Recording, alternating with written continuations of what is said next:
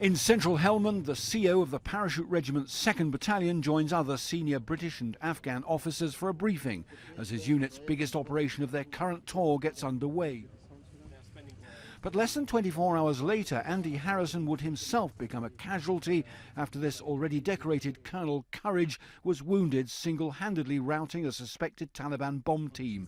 This is the area where he narrowly escaped death, giving chase to the insurgents. It's a major supply artery for ISAF and much used by civilian traffic, a high-value target for the enemy. Just the day before, Army engineers had blown up an artillery shell which may have been intended as part of a roadside bomb. Early next morning, the Lieutenant Colonel was travelling in a vehicle like this, part of an armoured convoy, when in the darkness he saw what looked like a Taliban bomb team at work at the side of the route. Leading from the front and barely waiting for the vehicle to stop, he raced after them.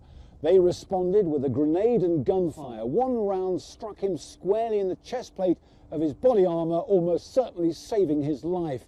He then fell to the ground, wounded by grenade fragments in the thigh and face. Medevaced to Camp Bastion Hospital the following day, he discharged himself and returned to his patrol base, limping unaided from his helicopter, determined to be back in command. Talking exclusively to Forces News, he denied doing anything exceptional. I just had a bad morning, and sometimes these things happen, but I'm fine. How are you healing up? Great, yeah. I had a small operation and I'm back in the fray this morning. I've heard a reaction, and you will, I'm sure, as well. Perhaps not, perhaps they wouldn't say it to you, but it's, what was the boss thinking of?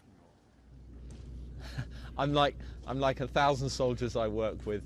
We think about doing our job every day, and that's what's important. You don't think the guys would rather find it a bit vulnerable to have a CO who leads from the front? They'd like him to take care of himself a bit more. I expect every one of my paratroopers to take the fight to the enemy. Despite such modesty, his action revived the spirit of an illustrious predecessor. Nearly 29 years ago in the Falklands, Colonel H. Jones won a posthumous VC, leading his troops into battle. Today's two para-toms are just glad to have their boss in one piece and back in charge. Jeff Mead, Forces News, Nari Saraj.